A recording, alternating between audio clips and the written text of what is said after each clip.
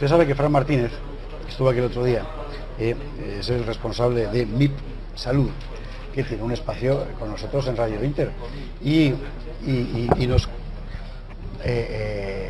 hace todas las semanas una visita para hablar de algo que usted con toda seguridad vive. O sea, lo mal que vivimos. ¿Qué es lo que hace MIP Salud? Pues fundamentalmente enfocar la salud desde un punto de vista, digamos, integral. Es decir, hay una relación en términos clásicos, alma-cuerpo muy intensa. En términos modernos, si usted quiere, psicosomática. O sea, eso es así.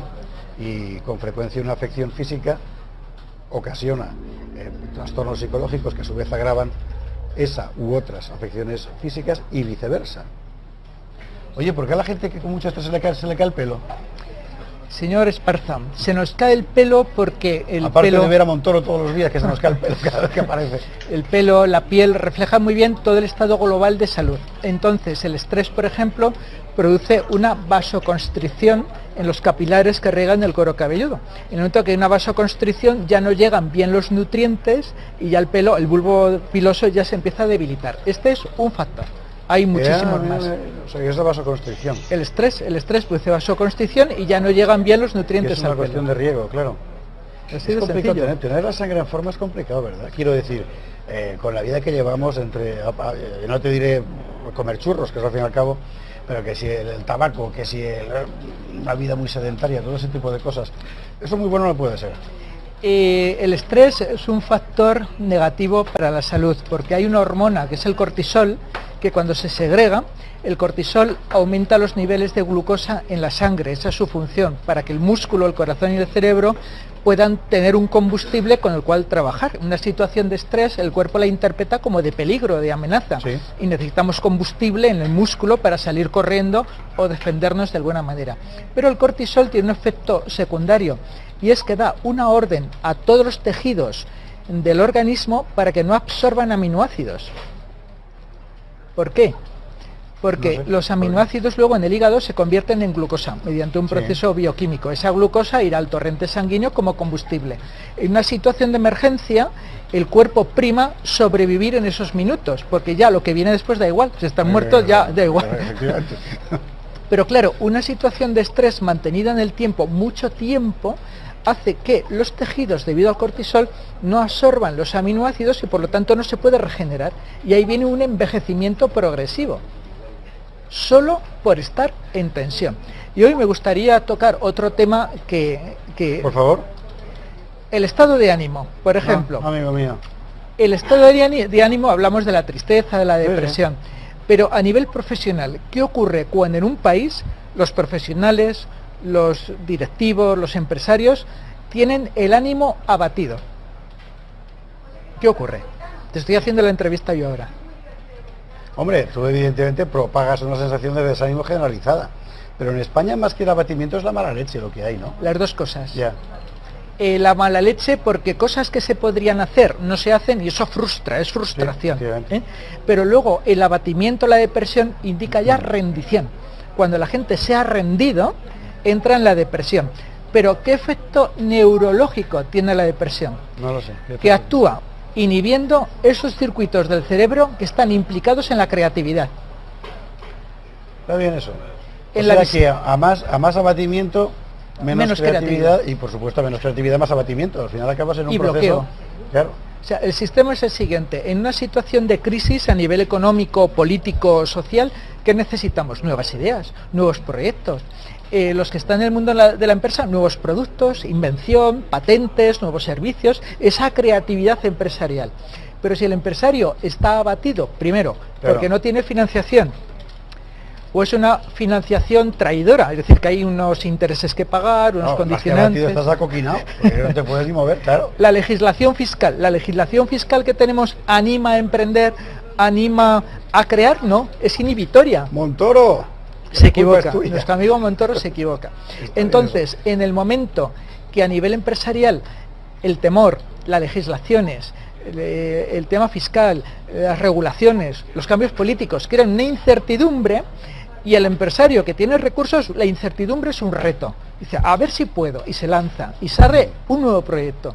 Pero el empresario, que ya tiene unas pérdidas económicas, unas deudas, le está persiguiendo Hacienda, le están investigando y tal, ya es más cauto.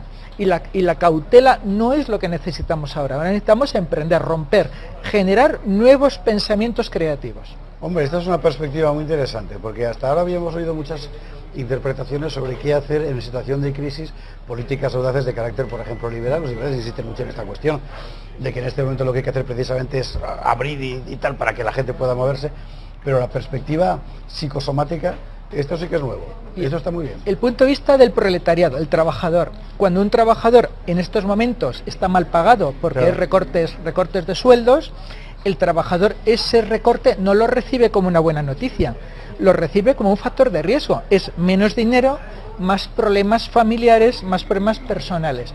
¿Qué significa? Lo mismo, no puedo. Y ese no poder o no llego produce una inhibición neurológica que nos lleva otra vez a la depresión o al desánimo y a la no creatividad. Y cuando decimos, bueno, ¿y por qué la gente estando en el paro no hace cosas? ¿Por qué no monta un negocio, un chiringuito? ¿Por qué no se les ve más activos? Los que están bien preparados y tienen un apoyo familiar, tienen recursos, eso sí, se pueden ir de viaje al extranjero, a vivir la aventura exploratoria. Ya. Pero claro, cuando tienes en casa pero cuando hay desesperación, una persona se la juega y se puede ir a Alemania sin saber alemán, de acuerdo.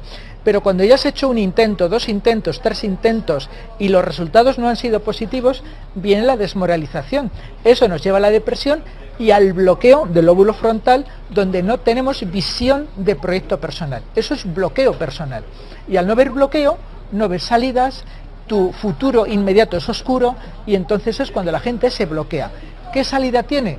El alcohol, la diversión, el porrete, el tabaco, tumbarse en el sofá. Y eso no es prosperidad. Claro. Oye, una cosa. Estoy fascinado.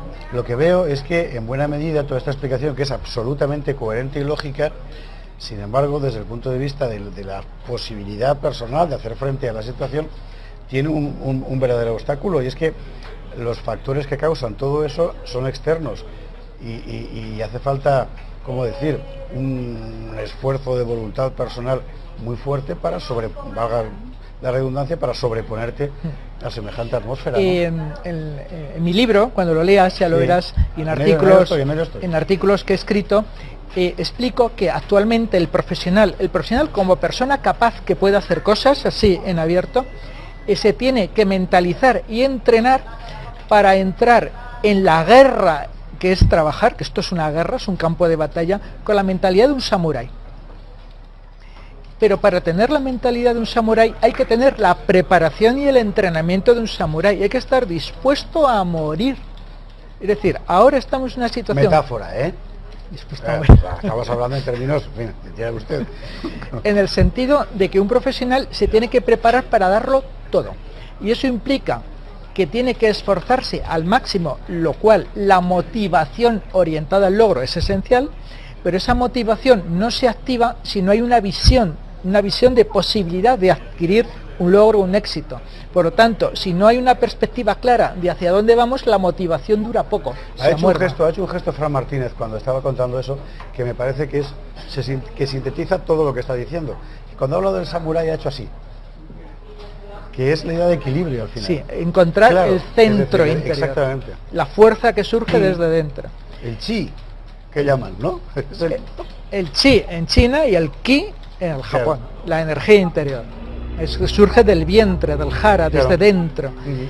Y para poder aguantar este ritmo hay que tener control del riesgo, es decir, no tener miedo. Muy buena parte de eso que tú dices requiere un aprendizaje. Un entrenamiento. ¿Dónde se aprende? Bueno, se puede recurrir a nuestros servicios en Mi Salud, que tenemos una unidad de entrenamiento en habilidades personales y directivas con este enfoque nutricional, médico y psicológico, para que la persona sea capaz de controlar su estrés, tenga energía vital, tenga motivación, pero también tiene que tener proyecto, porque si no hay proyecto, todo lo demás se desgaja y se cae. Y por eso antes mencionabas el tema externo. Nosotros nos podemos preparar muy bien, podemos fabricar un barco maravilloso, un Titanic, pero si luego hay una tormenta monstruosa, hasta el mejor barco se hunde. Entonces los factores externos, ¿qué nos están diciendo? Que necesitamos un cambio político y social. O sea, eso además. Eso además. Sí. Me interesa muchísimo la cuestión del...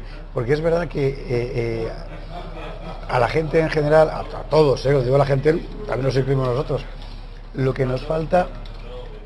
Ortega decía una cosa muy interesante, que me parece que era en la meditación de la técnica, puede ser.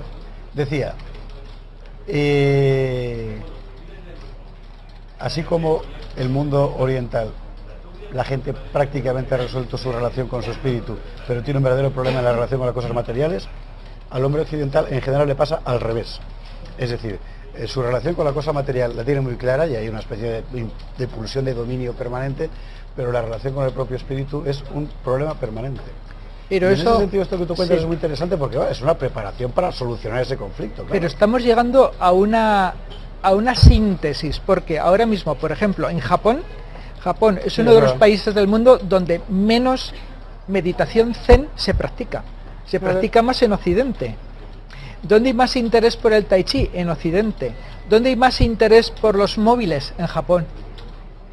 Ay, si es que al final la manzana del jardín nos hemos intercambiado. Todo el mundo pica. Entonces, ¿qué ocurre? Que ahora estamos, gracias a los medios de comunicación y a la globalización, en un contexto muy favorable para saber explotar lo mejor del concepto científico, tecnológico, los avances sociales occidentales como cultura, y también rescatar las tradiciones antiguas que se han conservado mucho en Oriente, pero que también tenemos tradición antigua en Grecia y en la cultura grecolatina. Entonces, la antigüedad conserva cosas muy importantes, pero tenemos que armonizar esa impronta del pasado, ese conocimiento del hombre más profundo, con las posibilidades tecnológicas. Y en esa unión tenemos más opción de encontrar solución al conflicto mundial y personal y social en el que estamos todos.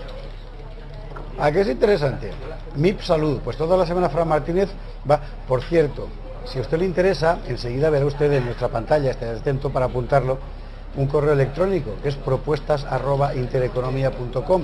Bueno, pues si usted quiere alguna pregunta para Fran Martínez, mándenosla, propuestas@intereconomia.com. Y la semana que viene, cuando él vuelva, y yo traeré el libro que me dejó en la mesilla de noche de mi dormitorio para enseñárselo, hablaremos le plantearemos la pregunta. ¿Y si hacemos un regalo a los televidentes? Pues también.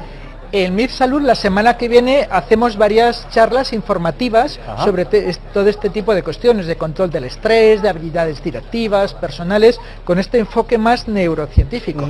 Son gratuitas y están invitados. Lo único que tienen que hacer es llamarnos a un teléfono, el 911 123 479, le haremos un listado y les invitamos a acudir. Lo que vamos a hacer es que usted, pues, si no ha cogido el teléfono, puede escribir a este correo que está viendo ahora también en su pantalla, y nosotros se lo pasamos a MIP Salud. Y con un té antioxidante. Bueno, esto siempre está bien.